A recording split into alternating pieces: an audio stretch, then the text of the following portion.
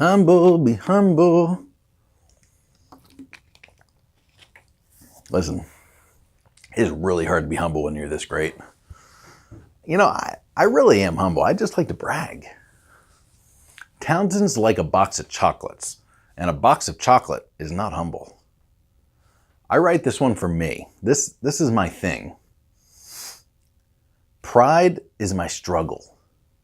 Ego is my struggle. Hubris is my struggle. We need to be constantly reminding ourselves that we are, in fact, human.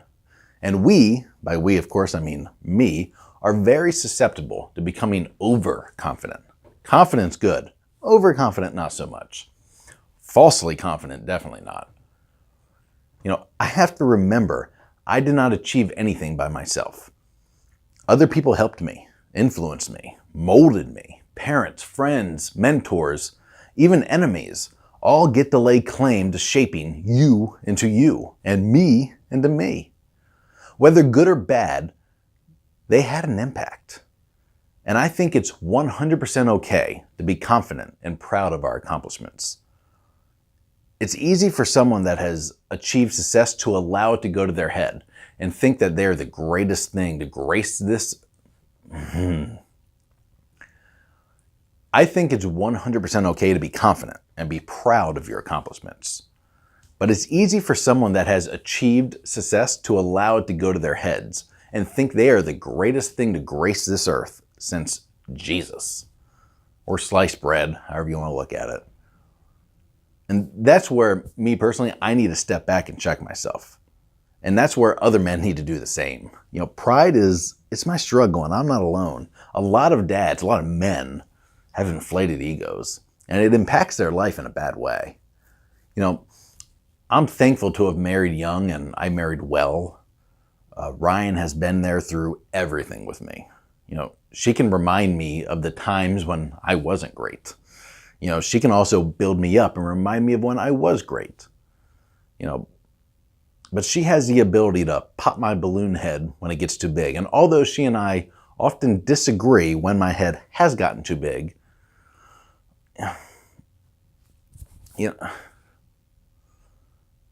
the funny thing is, I really don't even think that I'm that great most of the time. I have built successful businesses, but they're not massive. I have paid off a home, but it's not a mansion. I like my truck, but it's not a brand new F-350 dually platinum trim and with an 8-foot bed and the tuxedo black exterior with pecan leather interior, 6.7 liter. Oh, I got lost. I am well off financially, but in comparison to others, I'm a peon. I must remember I have a purpose in life, and that purpose revolves around God, not me. He holds all the authority, and we are called to be his humble servants. I am called to be his humble servant.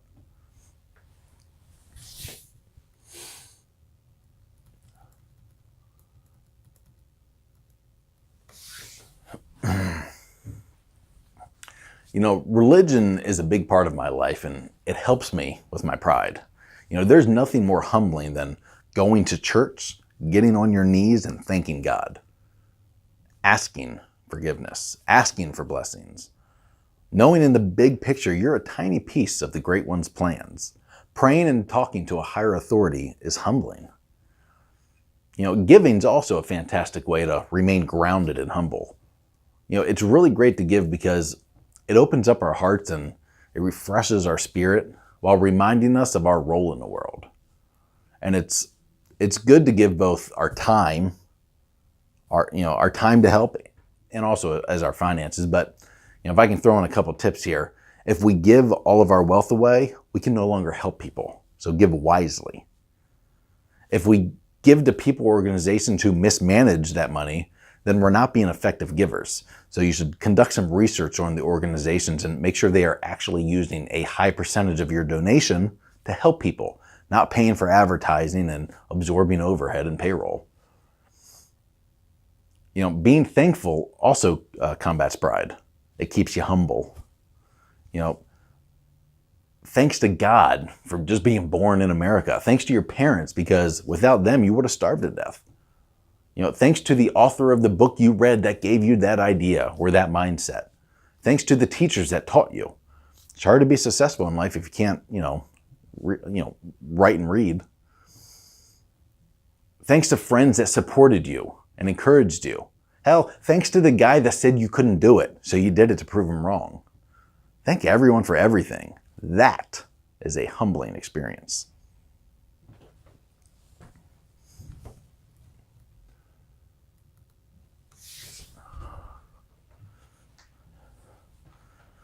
Accepting blame keeps you humble. It's one of the great things about being a true entrepreneur. So I think it's easier for us than other people because, especially in the small ones, everything is my fault. Cell phone got disconnected? That's my fault. Heck, I chose the carrier. Or cell phone had a dropped call? My fault. I chose the carrier. Internet's down? My fault. I hired them. Bad employee? My fault. Toilet clogged? My fault. Landlord mad? My fault. Client mad? My fault. My fault. I take the blame for everything. And it doesn't destroy me. I just have to fix it. But it's my fault. I started taking this approach at home too. The chickens are out of food and water because I haven't been home in 3 days during daylight. My fault. I should have been home more. I should have checked on them in the dark. Do I blame my stay-at-home wife or 3 homeschooled boys? I did. That was easy. It's my fault. It changes how you look at things. Taking the blame and holding yourself accountable and making sure the buck stops with you, that humbles you. Be humble. No one wants to be around a tool. Thanks for listening and watching. Comment below. I'm listening to those comments. Feel free to submit stories and thoughts to Townsend at townsendrussell.com. And of course, find us everywhere: Facebook, YouTube, Twitter, Snapchat, Instagram, podcast, and our website, townsendrussell.com. I'm Townsend Russell with 100% Dad and the Dad Group. We're preaching over here for dads to step up, be real men and real leaders of their homes.